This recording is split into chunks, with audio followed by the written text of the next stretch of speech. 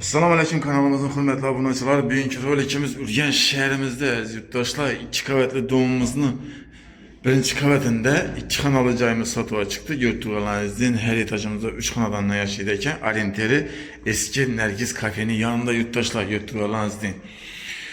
Cayımızda umman yok. Bağça, məktəb, marşrut, transportlar hiç nesədən mamma yok. Az yurttaşlar giriş eşiklərimiz çıraylı.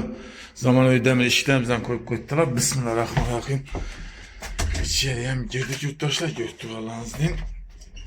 Hem biri boy kılınıp çaylı olup tuttu. Birimiz sanız elimiz. Doğruda aşkanamız boğan. Buna bir xana kılıp koydular. Aşkanamızı veranda çıkartıp koydular. Birimiz gılamniz zalımız. Doğruda spalnimiz yurttaşlar gördük Allah'ınızın. Hem bir boydan çıkıp tuttu. Bir giriş eşikimiz. Girgenden çat tarafta sanız elimiz boladı.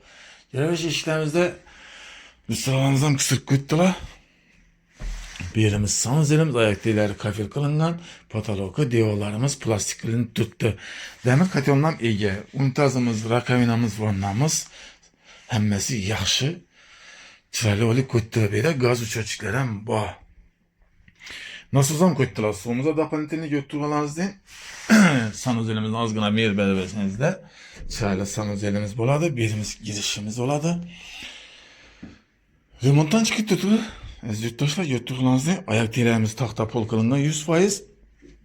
Çeft tarafta aldığın aşkana olun. Hazır bir kişine bir betişikhana ama bir nese kılıp koydular birimizden.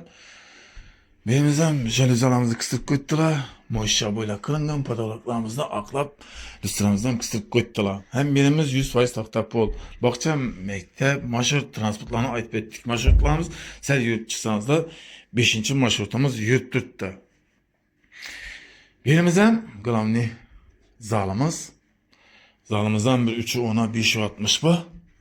Kette çoyun bataryayla koyulgan. Ben tarafta bekle balkonumuz var iken verandamız. Beni de götürsüler aşkana kılıp koydular. Plastiklerini koyup, patologlarımızdan plastik konup, lüstramızı kısıp koydular. Jalizalarımız var. Gelip mülkiyesi bilen gepleşesizler, görüp izleyiniz, navukamıydı, üzüm mülkiyesi aytadız yurttaşlar. Bize tələbi sebepçi bir reklama kılıp veremiz. Birimiz Spanya'mızda yurttaşlar. Birimiz 2,5'a 5'i 60. Birimizden moşya boyla kılın tuttu. Patologlarımız aklanıp çaylı olup üstlerimizden koydular. Aynalarımızda jalüzalar kısılıngan. Çoyun bataryalarımız ötken. Xana kışını günü ısı oladı dedi. Gep yok xana dedi. Katyolumuzdan yaxşı yanadı, gazdan problema yok dedi. Dokumenti 100% tayar yurttaşlar.